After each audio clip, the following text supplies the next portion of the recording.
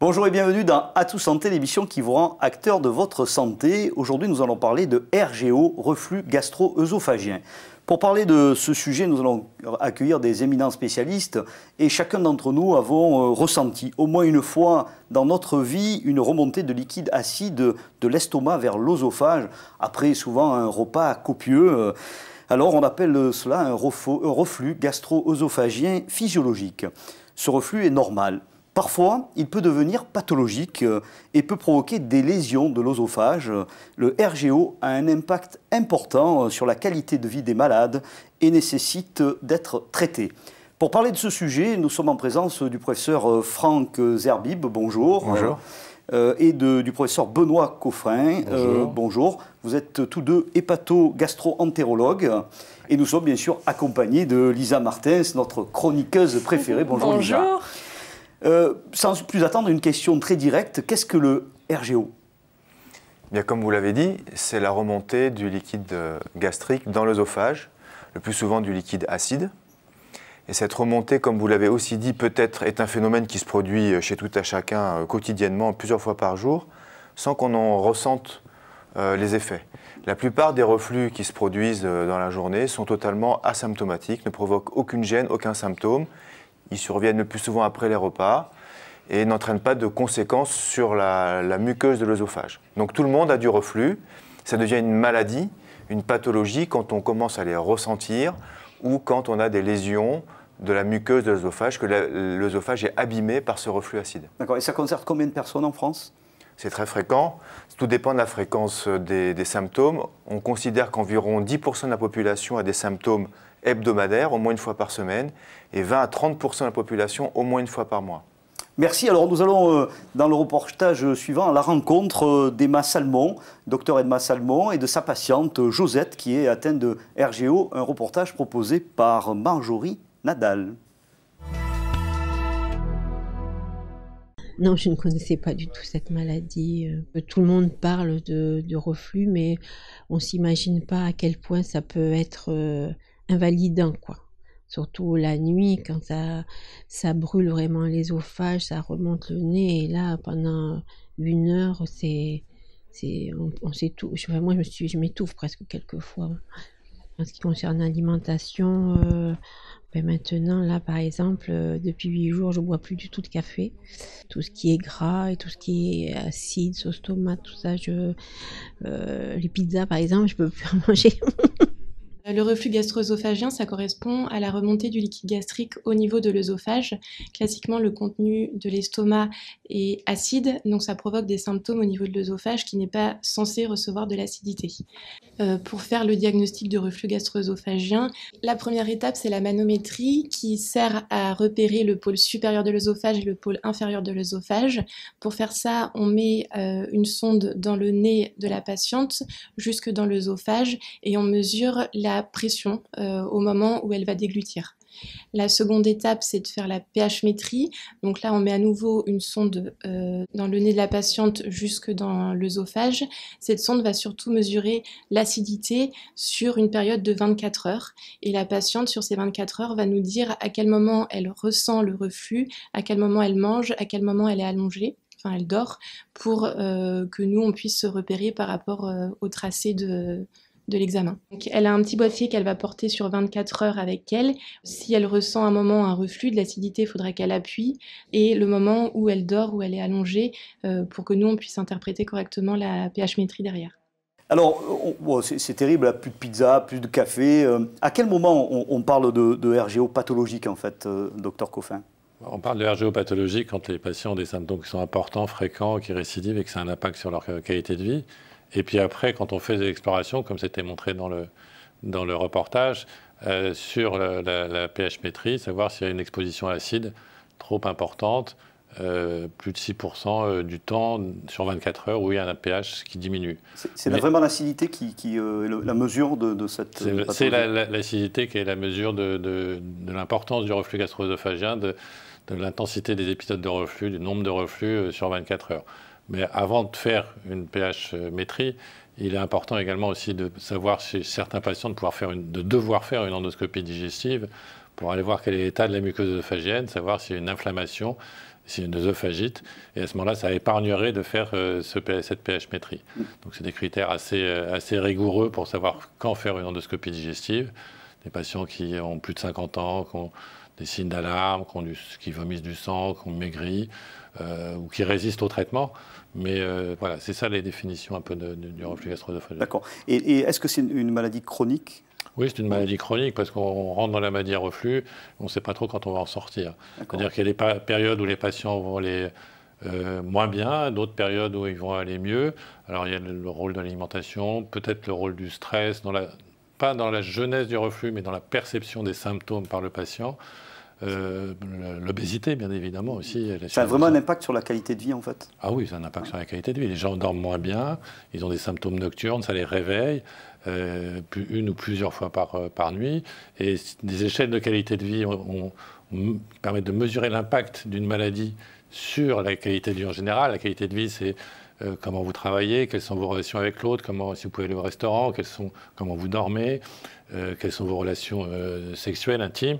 Donc il a été montré que ça avait un réel impact sur la qualité de vie. Dans tous les domaines. Alors, si on voulait préciser à nos téléspectateurs, quels sont les symptômes pour venir vous consulter ou consulter qui on consulte en fait? Est-ce qu'on vient directement vous consulter ou on passe par le généraliste? Ah non, la plupart des patients peuvent avoir le diagnostic de reflux gastro-œsophagien uniquement à l'interrogatoire, sans aller jusqu'à ces examens un peu spécialisés. On est quasiment certain qu'on a un reflux lorsqu'on ressent une brûlure qui remonte, qui part du creux de l'estomac, qui remonte au long du sternum. D'accord. Ça, c'est le premier symptôme, ça, en fait. Le premier symptôme qu'on appelle le pyrosis. Le terme médical, c'est pyrosis. Et puis, on peut ressentir aussi, comme vous l'avez dit tout à l'heure, une remontée de liquide acide ou amer dans la bouche, ce qu'on appelle une régurgitation acide. Quand on a ça, on est quasiment certain d'avoir des reflux.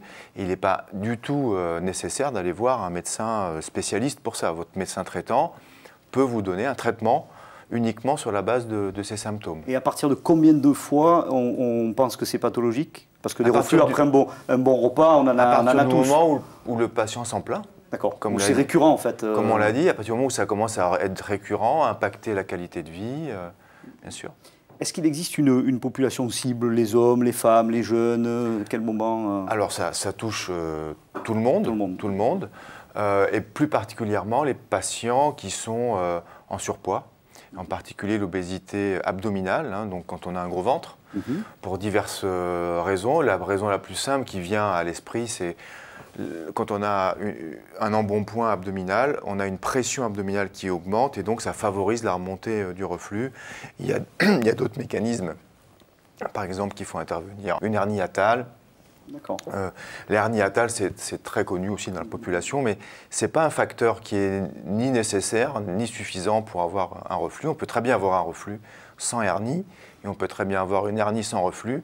Mais l'obésité abdominale favorise la constitution d'hernie hiatale. Donc tout est dans tout et inversement, comme disait l'autre. Et la nutrition en général, si on n'est pas obèse, mais est-ce qu'il y a des facteurs qui, comme on parlait de la pizza par exemple, du café, est-ce qu'il y a des nutriments qui sont intolérés Alors, il n'y a pas de règle. Il y a des règles de bon sens. Le bon sens, c'est d'éviter de manger trop, parce que plus on mange, et plus on mange gras, et plus on mange lourd, plus l'estomac va mettre du temps à se vider après le repas, et donc plus il va y avoir la possibilité qu'il y ait des reflux. Mais en termes de type d'aliment, il n'est pas clairement démontré que tel ou tel aliment favorise directement le reflux. Par contre, il y a des patients qui vont dire « Ah ben, moi, quand je mange ça, ça me provoque des reflux » ou « Quand je mange ça, ça me provoque des reflux ». Mais sinon, il n'y a pas de règle en termes d'aliments. Il faut du bon sens. Ni l'alcool, ni le tabac ont une influence. C'est pas clairement démontré. Alors, par contre, quand on a une œsophagite, quand on a des lésions de la muqueuse œsophagienne, quand on boit de l'alcool, ça on s'en rend compte. On s'en rend compte immédiatement. Parce que ça provoque des douleurs, des brûlures lorsqu'on ingère l'alcool. Oui. D'accord. Donc si téléspectateur a ces douleurs, ces brûlures, il vient voir le médecin généraliste. Comment il y a un questionnaire? C'est quoi les principales questions qui c'est dans quelle situation avez-vous des brûlures qui remontent? Est-ce que ça vous arrange la nuit? Est-ce que ça vous gêne? À quelle fréquence ça survient? Est-ce que c'est tous les jours, plusieurs fois par jour, ou est-ce que c'est une fois par semaine? Et donc, en fonction de la fréquence, on va un peu voir ce qu'on va faire comme traitement. Est-ce qu'il y a des périodes dans la journée où ça arrive plus souvent? Alors, c'est favorisé. Il y a des positions qui favorisent le reflux, comme par exemple le décubitus, c'est le fait d'être allongé. On mange, on va se coucher tout de suite après, ça va favoriser un reflux. Ça, c'est sûr. La sieste après-midi, ou se coucher rapidement après avoir mangé, ça peut favoriser un reflux parce qu'il y a une position qui favorise la remontée d'acidité de l'estomac vers l'œsophage. Est-ce qu'il y a des moyens de prévention de cette pathologie? Il faut avoir une bonne hygiène de vie, c'est-à-dire ne pas faire manger normalement, ne pas faire d'excès, ne pas manger trop gras, parce qu'on sait que, comme l'a dit Franck Zerbib, le gras ralentit la vidange de l'estomac, donc ça favorise, si ça ne sort pas d'un côté, ça va tendance à remonter de l'autre. Ouais. Donc éviter de se coucher, de s'allonger trop précocement après un repas. Ça, c'est sûr, c'est des choses élémentaires qu'on peut faire. Alors, quelles sont les conséquences de cette maladie? Alors, les conséquences, c'est sur l'œsophage essentiellement, puisque un reflux trop fréquent peut entraîner une inflammation de l'œsophage avec l'apparition d'une œsophagie, donc une inflammation plus ou moins importante. Il y a différents stades d'œsophagie en endoscopie digestive. Et puis après plusieurs épisodes d'œsophagite, il peut y avoir des phénomènes de cicatrisation. Et là, on voit apparaître une cicatrisation anormale au niveau de l'œsophage, avec la présence de cellules de l'estomac qui vont aller au niveau de l'œsophage, parce que normalement les cellules sont différentes. À long terme, ça peut évoluer, mais à très long terme, dans des situations très très minimes, ça peut évoluer vers des lésions précancéreuses et ultérieurement un cancer. Donc important de se soigner. Alors je crois qu'on a des questions des téléspectateurs, peut-être Lisa? Tout à fait. Julie de Nantes aimerait savoir si le RGO est héréditaire. Qui veut répondre? La réponse est impossible à donner. Autant quand on a une maladie rare, une maladie génétique, il est facile de faire un lien génétique, héréditaire. Autant quand on a une maladie qui touche 30% de la population, c'est énorme. Ouais. C'est impossible de détecter un gène responsable. Favorisant et responsable. Voilà. A priori, non. A priori, non. A priori, non. Merci. Alors, écoutez, sans plus attendre, on va passer à notre chronique pédagogique avec Lisa Martins et nous allons aborder les manifestations ORL des reflux. Lisa, c'est à vous. Donc, les manifestations ORL font-elles partie de la définition des RGO? Donc, telle est un petit peu la question. On accuse souvent à tort les reflux lors des manifestations ORL. Il est important de noter qu'il n'y a pas de lien de causalité entre les troubles ORL et les reflux gastriques. Et parfois, c'est vrai que le patient, voire peut-être même le corps médical, a du mal à dissocier et pense qu'il y a un lien de causalité, de cause à effet, et que l'un entraîne l'autre. Et donc, du coup, il est bien important d'abord de traiter le reflux. Et une fois ce reflux traité par différentes méthodes et techniques, comme on a pu voir dans les reportages, de savoir si la manifestation ORL est une conséquence ou est totalement dissociée. Merci Lisa. Alors nous allons retrouver dans le prochain reportage les traitements qui nous sont proposés par le professeur Franck Zerbib, un reportage de Marjorie Nadal.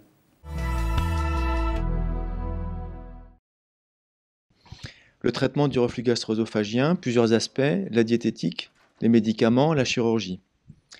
La diététique, les seules mesures qui sont vraiment efficaces dans le traitement du reflux, c'est surélever la tête du lit d'une quinzaine de centimètres et de mettre un temps suffisamment long entre la fin du dîner et le coucher pour éviter les reflux nocturnes. Toutes les autres mesures diététiques ne sont pas validées et simplement le bon sens dit aux gens d'éviter les aliments qui provoquent leurs symptômes.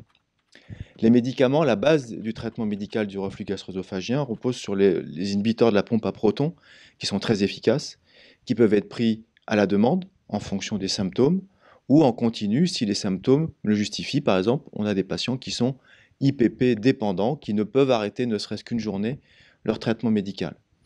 D'autres médicaments peuvent être utiles lorsque les symptômes sont plus espacés.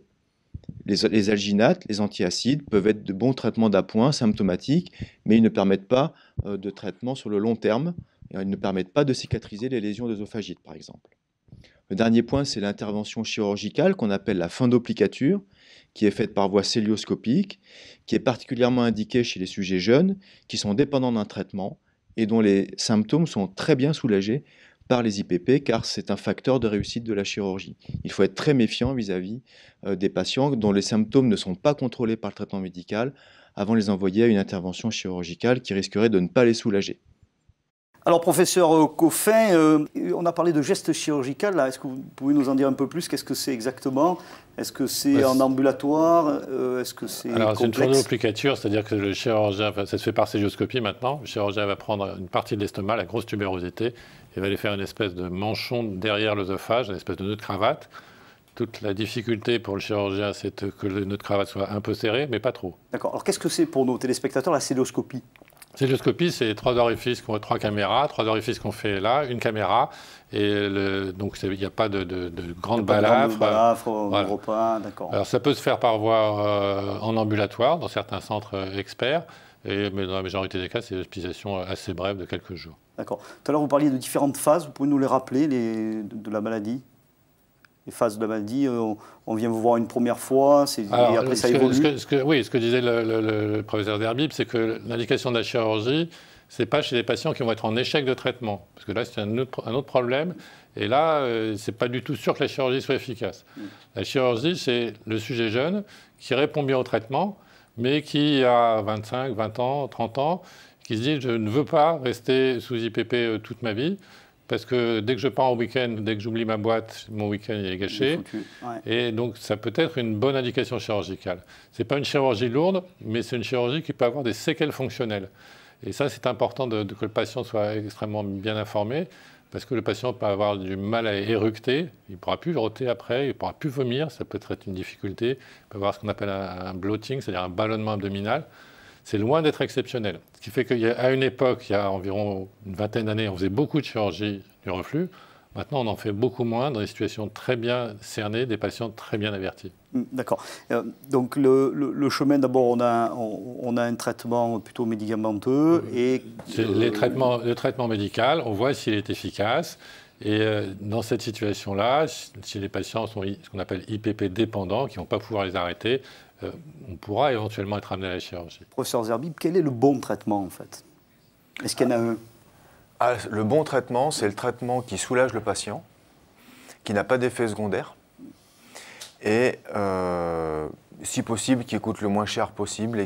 Mais bon, un traitement qui est efficace, adapté aux symptômes du patient, adapté à la fréquence des symptômes, comme l'a dit Benoît, il y a des patients qui ont des symptômes une fois de temps en temps, ils ne vont pas prendre un traitement tous les jours pour soulager une brûlure par semaine. Donc on peut prendre des traitements, comme on dit, à la demande. Donc c'est un peu un traitement à la carte. Donc le bon traitement, c'est le traitement qui est adapté à chaque situation, qui peut être pris à la demande ou en continu, qui est efficace et qui n'a pas d'effet secondaire. D'accord. Vous parlez beaucoup d'IPP. Est-ce que vous pouvez nous rappeler un petit peu le fonctionnement de l'IPP? L'IPP, c'est l'acronyme de inhibiteur de la pompe à protons. Les pompes à protons, ce sont de petites pompes qui sont sur les cellules de notre estomac, les cellules qui sécrètent l'acide. Et en fait, c'est grâce à ces pompes que l'acide arrive dans l'estomac. L'acide est fabriqué dans la cellule et éjecté dans l'estomac par ces pompes.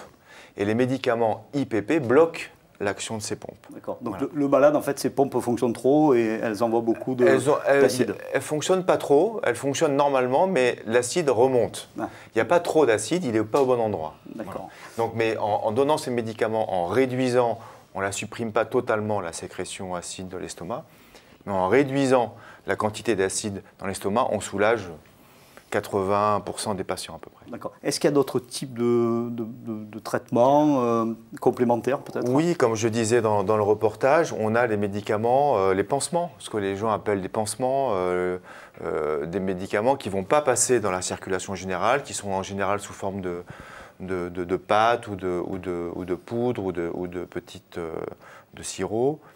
Et parfois cela suffit. En fait. Voilà, quand on a des symptômes qui sont très intermittents, on a ça dans le sac ou dans la poche, et puis hop, on l'ouvre, on avale son pansement, et ça tapisse l'estomac, ça tamponne l'acidité, ça réduit l'acidité, mais de manière transitoire, temporaire, moins puissante, mais ça peut suffire dans beaucoup de situations. Et quand le traitement ne marche plus, qu'à un moment donné on est au bout et que ça revient? Alors ça arrive, ça le traitement n'empêchera pas que ça revienne. Comme on vous l'a dit tout à l'heure, la maladie, elle est chronique. Les traitements, ils soulagent, mais quand on les arrête, les symptômes ça revient Voilà. immédiatement. Donc, après, si on a vraiment besoin d'un traitement tous les jours, comme certains patients, IPP dépendants, comme on dit, là, on peut se poser la question d'une intervention pour éviter d'avoir à prendre des médicaments tous les jours, toute sa vie. Voilà. Après, l'échec du traitement, c'est quand je ne suis pas soulagé par le médicament.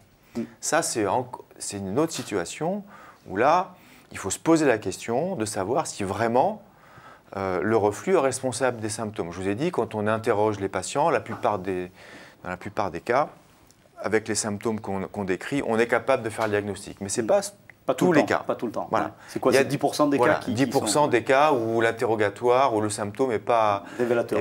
Voilà. Donc là, il faut faire les explorations comme on l'a vu dans le reportage, faire une endoscopie, faire une pH-métrie pour prouver qu'il y a bien un reflux et essayer de comprendre pourquoi les médicaments ne marchent pas.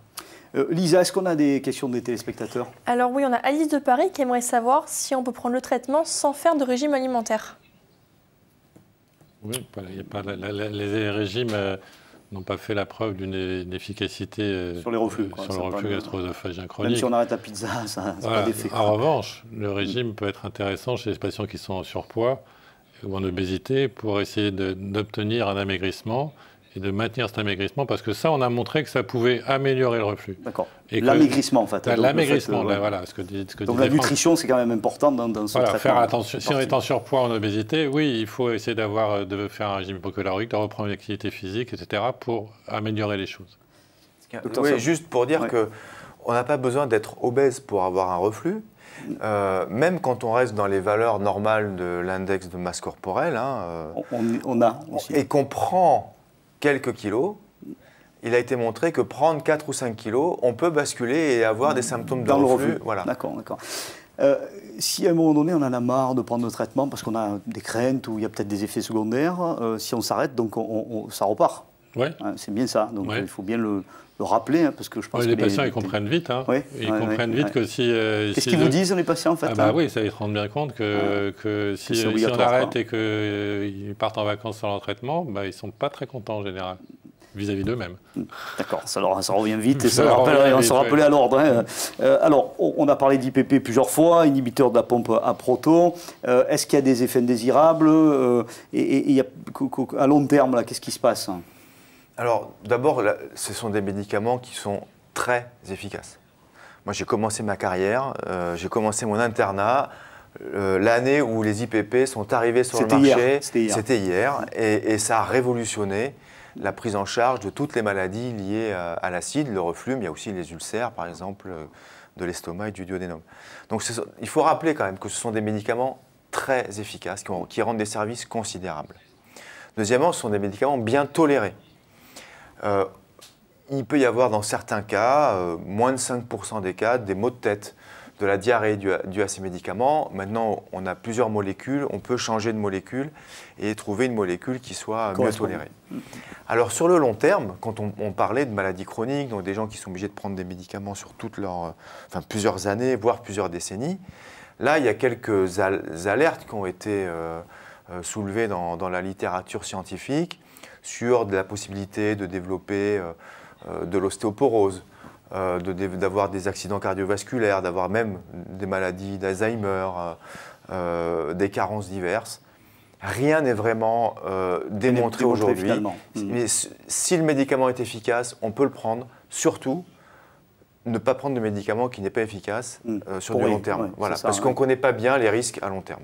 D'accord. Merci à tous les deux. On va passer sans plus attendre à la chronique de Lisa qui va nous parler à cet instant de l'alimentation. Lisa, à vous. C'est une chronique fan de santé qui va être dédiée à l'alimentation et surtout des bonnes pratiques quand on souffre de RGO. On a vu qu'en moyenne 30% des Français souffraient et ce chiffre augmente constamment. Et la question que tout le monde va se poser, c'est est-ce qu'il y a le régime miracle? Est-ce qu'il y a le mode d'alimentation parfait à suivre? On l'a vu au cours de l'émission, il n'y a pas de régime miracle, mais surtout des bonnes pratiques à suivre. Donc la première, c'est surtout avoir un mode de vie sain, donc une alimentation aussi saine, parce qu'on aura toujours, on va dire, mamie ou la meilleure amie qui dira « ne mange plus de tomates, ne mange plus rien, ne mange plus rien ». Mais surtout, il faut d'abord identifier les aliments qui vous causent ces reflux. Donc perdre un petit peu de poids si ça fait partie aussi des problèmes, et surtout bien choisir sa position lors du coucher, car on a vu aussi qu'étant trop allongé, ça pouvait favoriser le reflux et espacer de 2 ou 3 heures l'heure du souper et du coucher. On peut même vous recommander une bonne saga avant d'aller dormir. Merci Lisa. Un petit commentaire peut-être sur cette chronique, où vous partagez un petit peu les éléments qui ont été évoqués. Alors la position au coucher, c'est difficile de la modifier. Ce qu'on peut modifier, c'est la position du lit. Ce qui a été prouvé scientifiquement, c'est de surélever la tête du lit avec une petite cale peut très bien. Bah, écoutez, merci, on va garder vos recommandations. Merci Lisa, merci à vous trois. C'est la fin d'Atout Santé. Nous remercions tous les téléspectateurs qui nous suivent toujours de plus en plus nombreux. Vous pouvez nous retrouver sur la chaîne YouTube Atout Santé. Vous pouvez nous envoyer des messages sur Facebook et Twitter Atout Santé. Merci de votre attention. Rendez-vous dans un prochain numéro d'Atout Santé. D'ici là, soyez acteurs de votre santé.